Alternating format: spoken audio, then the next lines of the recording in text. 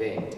And I feel like using the word experience kind of exotifies our cultures again, kind of adds to the exotification of black culture and how we are othered always as something different to whiteness or white culture, if that even exists. So that's just my commentary on what has been happening here. Thanks, Manolo. And then you had at the back, you've been having your head, yes. Hey, my name is Wezo. I just wanted to speak to fatigue. It's only after we spoke that I felt like I needed to say something. We were smiling because I was with her yesterday and something strange happened to me. Somebody just came into my space without invitation, a white lady, and asked me my name. Never introduced herself. And when that was done, I thought, okay. And I said, my name is Weziwe. And then she looked at me and said, Wesley. I said, no. No.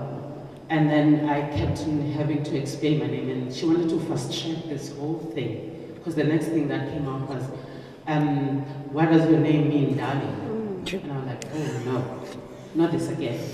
So I said to her, I looked at her, I didn't say anything. So she kept on asking the same question.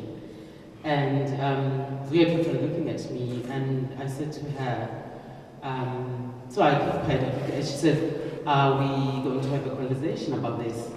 And I looked at her, and then she said, should we drop it, darling? So I said, yes, darling, I think we should.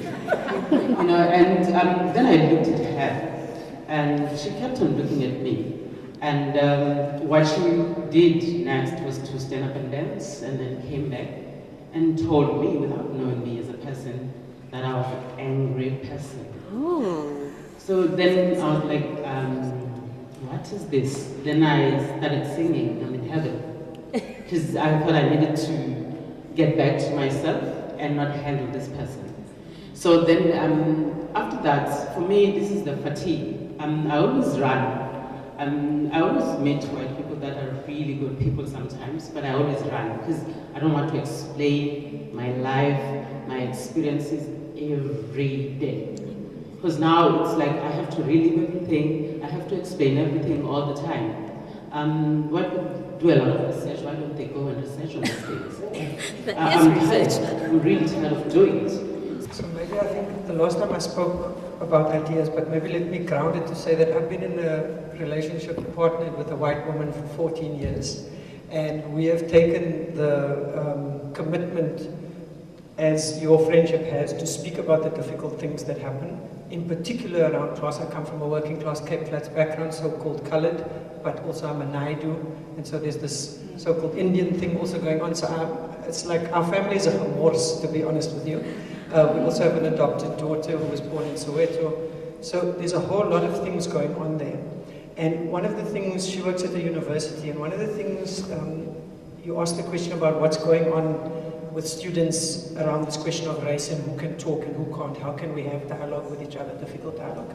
It seems the hardest challenge for the few progressive white people like Martina and others, progressive in the sense that they're willing to be vulnerable and to try and be in conversation, is that there are moments where in especially public conversations, which are the space for spectacle and power outside of the norm, where people get shut down or get called to account outside of their personal choices and activism and action, that seems to be very hard.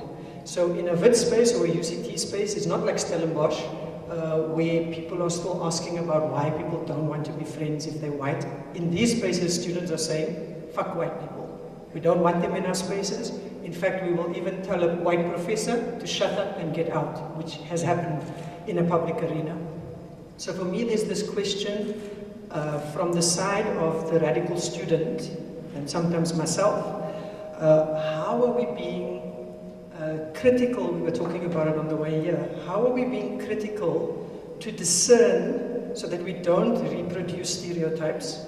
How are we being critical to discern the difference between a Martina who's not perfect but is willing to bring herself into a relationship and be vulnerable and be critiqued and be there consistently, not just withdraw, and the other white lady who is just wanting to feel good about herself, etc. I have to do this every day with my partner to try and discern the part of her that is vulnerable and acknowledges that she was born a white person, raised in Constantia, middle class, and all of those things. And it's a difficult conversation to have, but I think if we can't get past the point of all white people and all black people, then we actually can't have the public conversation. And I don't even know if we can have the public conversation right now, because power imbalances are so bad and white people are still on the whole so bad and unconscious about what's going on, that you almost need the public spectacle, you need the shutting down of white people as a performance of a corrective action, a pendulum swing to something else. And hopefully you're going to settle in a different space. But at the moment, it's very difficult in student spaces for even progressive white students. And there are a few of them, at least at WITS, who have done things very radically differently. Have been there when the radical actions that many people don't agree with, throwing stuff at police, whatever, they've been there doing that thing. And yet still that is not enough, because structurally they still are perceived as this thing. So there's this difference between when someone is attacking me personally and where I need to recognize that actually this is the image that I come in, and what is coming at me is a structural issue, and I need to deal with it personally, but I can't take it personal, if that makes sense. And if we can start getting more people who can, a small example, we were at UJ and a white professor came to speak with the Steve Biko Foundation and UJ Philosophy Department about critical race theory. It was in the height of repression at UJ, and UJ is a very repressive place in terms of protest and student resistance. Students in the room were really cross that this white professor was talking about the history of race in this moment. They hadn't briefed him about what had happened, but his history in the US was at a black institution, and he had put himself in the conditions such that he knew how to respond, not personally. So the last comment of a student who was being provocative, because they were talking about land and race and redistribution, he said, "You guys came here as colonialists." The audience was mostly white students and white professors. "You came here as colonialists, you raped our women, you took our land, and we're going to do the same thing. We're going to rape women and kill white children." I mean, he was being extreme. Many people didn't agree with what he was saying. What the professor did when he responded was to say, "I absolutely agree with you that race, class, and land, what's the word I'm looking for? Not expropriation, when it gets taken from you.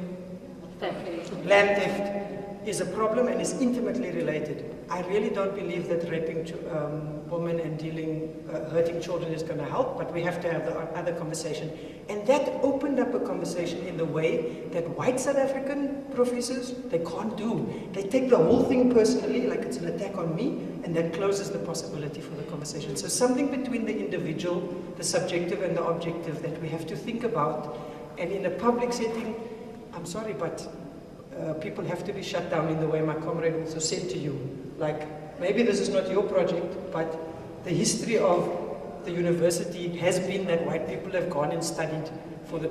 So there's a way that has to be said.